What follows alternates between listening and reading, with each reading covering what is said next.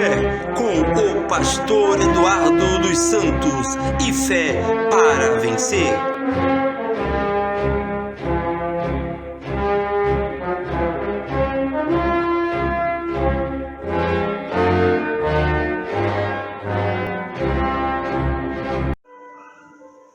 Graças a Deus, o Senhor seja louvado através da sua vida, através da minha vida, através das nossas vidas. Pastor Eduardo, quem vos fala, mais uma vez trazendo uma palavra, um ensino, um estudo da palavra de Deus para te abençoar.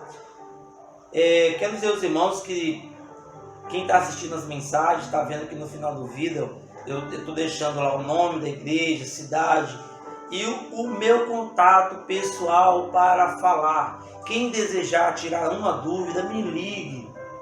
Até para dizer que não gostou, eu estou desejoso de ouvir comentários. Já tivemos diversas pessoas fazendo comentário. O trabalho está bom. Deixe seu joia lá, que é o seu ok, que você gostou. E se você não gostou, também deixe para nos abençoar, tá bom? Esse é um trabalho, um intuito, com o intuito só de abençoar aos ouvintes, irmãos, e até mesmo quem não é, mas que ama a palavra de Deus e deseja conhecê-la, tá bom? Antes de qualquer coisa, vamos orar, vamos falar com Deus e assim estaremos dando início, tá bom?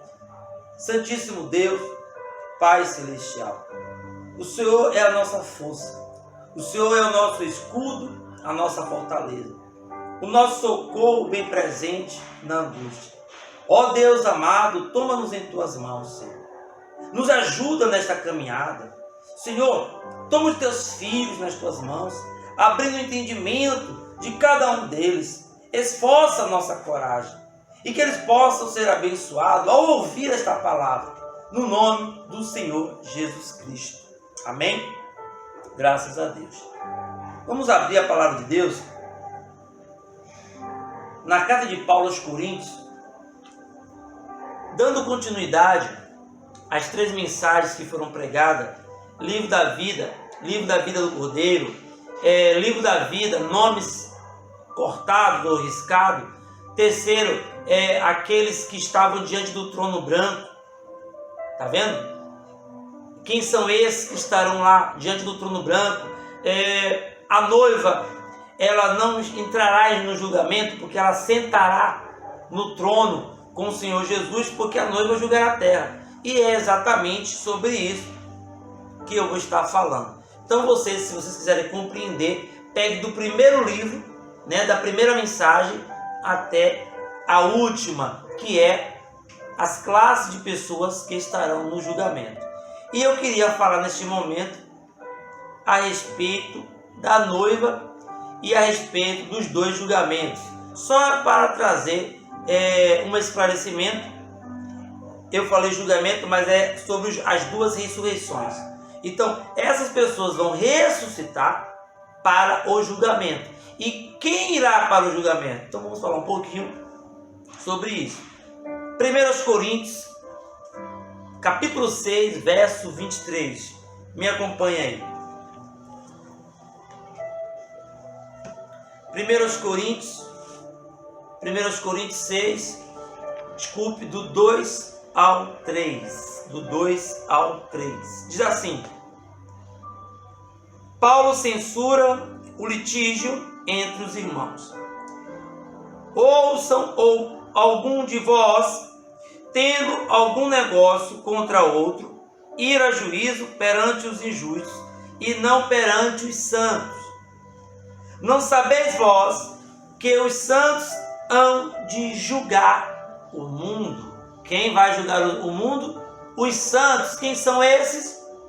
Ora, se o mundo deve ser julgado por vós, sois porventura indigno de julgar coisas mínimas? Não sabeis vós que havemos de julgar os anjos? Quanto mais as coisas pertencentes a esta vida? Então, se tiverdes negócio em juízo, pertencentes a esta vida, pondes na cadeira aos que são de menos estima na igreja. Olha que assunto é esse.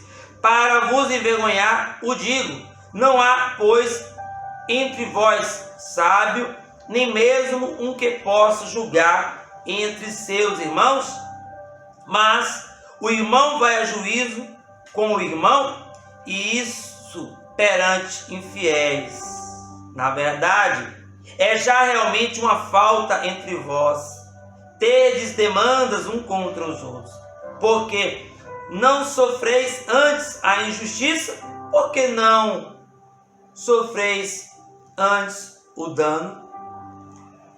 A questão é,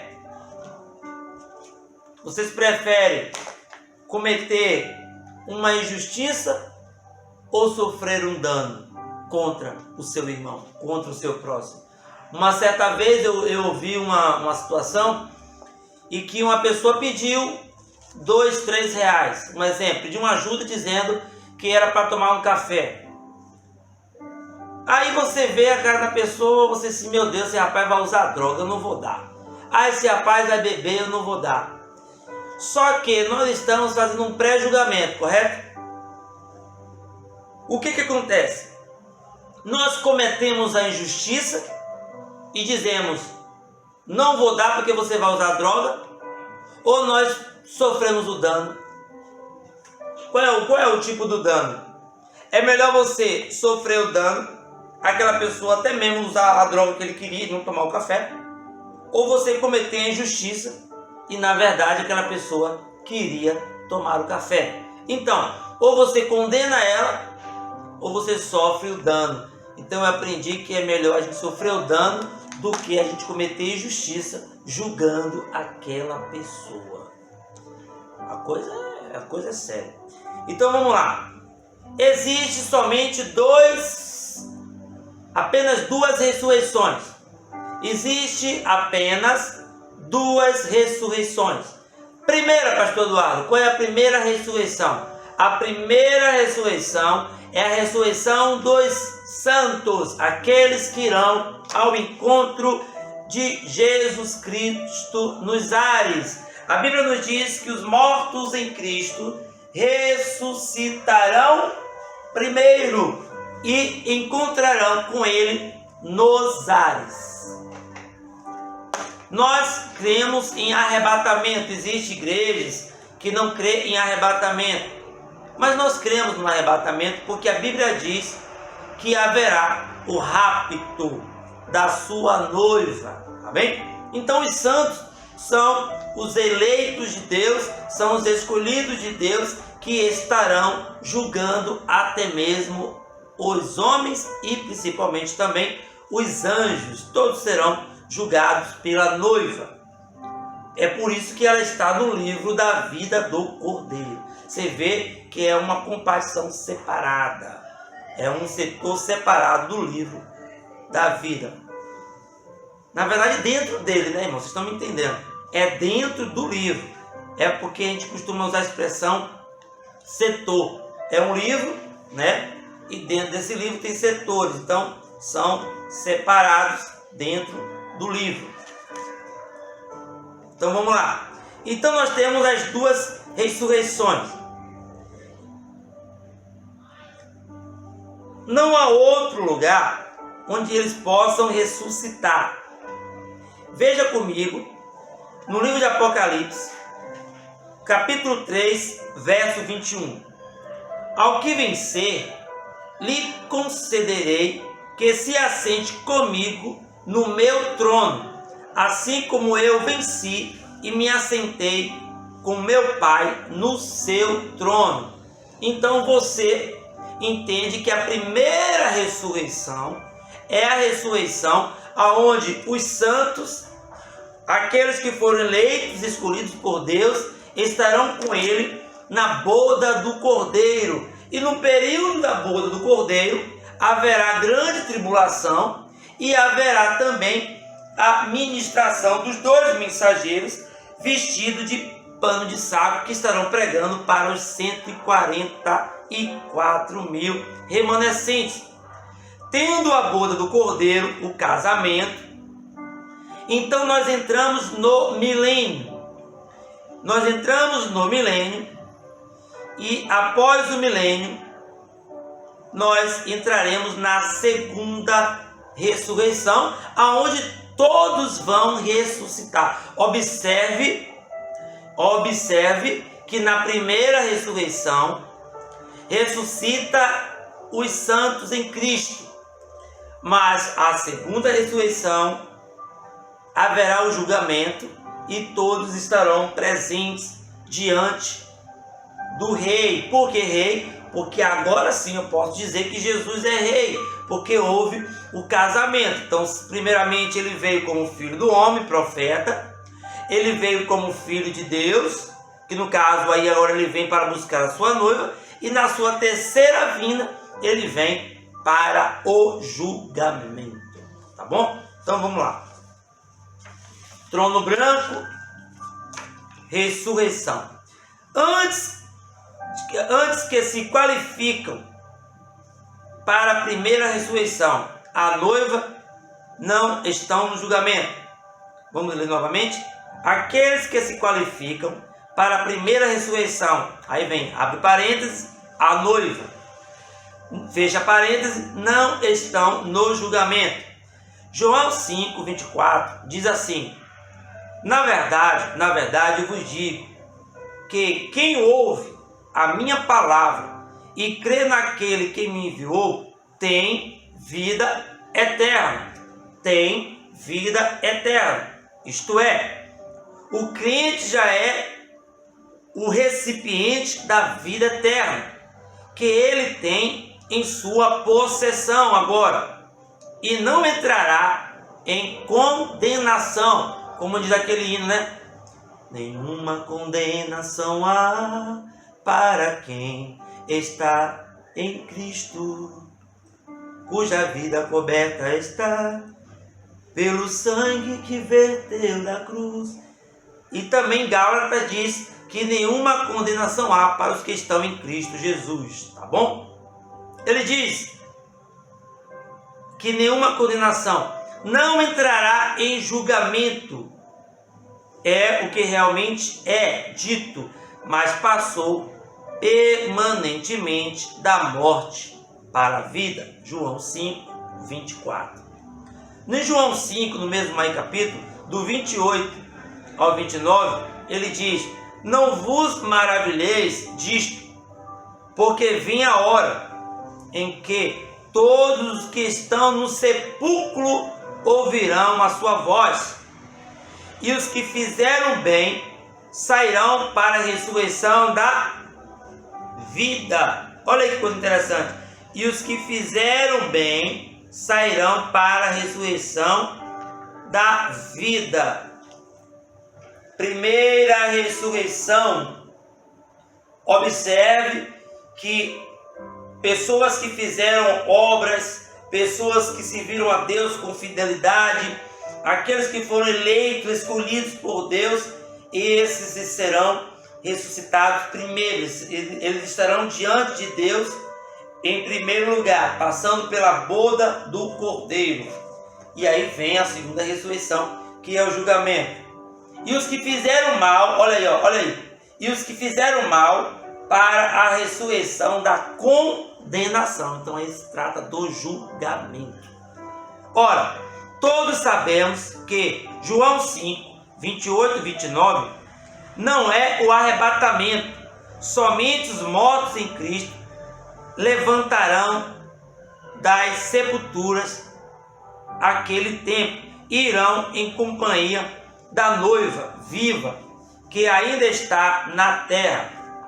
1 Tessalonicenses 4, 16, 17. Acompanha aí.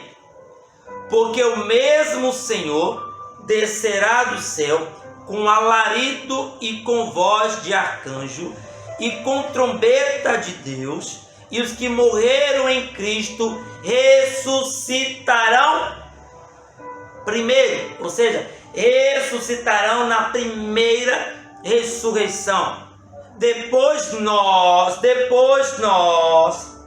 os que estivermos vivos seremos arrebatados juntamente com eles, os da primeira ressurreição, nas nuvens a encontrar o Senhor nos ares. É uma linda mensagem, é um estudo muito profundo. Eu estou fazendo a cada 30 minutos para que você possa assistir, para que você possa assistir 1, 2, 3 vezes e poder pegar a palavra de Deus, a sua Bíblia, para fazer uma análise sobre tudo aquilo que está sendo dito. No livro de 1 Tessalonicenses, você observou que os mortos em Cristo ressuscitariam primeiro. E observe que esses que estão em Cristo, junto com sua noiva, eles irão para se encontrar com Cristo nos ares. Ou seja, o mesmo Deus. Você vê que ele fala, ele faz de tudo para mostrar para nós que o mesmo Senhor, o mesmo que subiu, o mesmo que desceu, irá se encontrar com eles. Então, esse propósito de Deus encontrar com sua noiva, aqueles que morreram em Cristo, ressuscitando primeiro, porque isso é uma separação. Porque Deus ele vai fazer uma separação. Ele chega a usar a expressão que ele vai separar o joio do trigo. E o joio vai estar à sua esquerda e o trigo à sua direita. Um para a vida eterna e o outro para a condenação eterna. Isso não foi eu que criei, isso não foi da minha cabeça. Isso é a palavra de Deus. Então, nessa mensagem, trono branco e ressurreição, há uma necessidade de você saber quem estará lá. E a última mensagem que nós estaremos finalizando é onde eu vou estar citando sobre essas 4 classes aí, para que possa trazer um amadurecimento para o seu entendimento. Então vamos lá para nós irmos a caminho de finalizar. Então o que nós entendemos? Agora, enfrentamos a pergunta quanto ao porquê eles, quanto ao porquê deles receberem a vida eterna no julgamento, desde que as epístolas parecem conclusivamente salientar que a pessoa tem de possuir o Espírito de Cristo ou então perecer. É que de fato aqui é uma pergunta que muitos podem vir a perguntar. Se para ter a vida eterna, essa pessoa precisa ter o azeite, que é o Espírito Santo, porque se você observar na parábola das 10 virgens, porque somente a prudente foi e a nécia ficou. Então essa pergunta é baseada: será salvo somente quem tem o Espírito Santo? Ou existe outra classe? Eu vou estar falando isso no final, mas aqui você já tem uma pergunta mostrando quem são esses. Será somente uma classe que será salva? Eu vou estar falando sobre isso. Então por isso que surgiu essa pergunta. Agora enfrentamos a pergunta quanto ao porquê deles receberem a vida eterna no julgamento, desde que as epístolas parecem conclusivamente salientar que a pessoa tem de possuir o Espírito de Cristo ou perecer.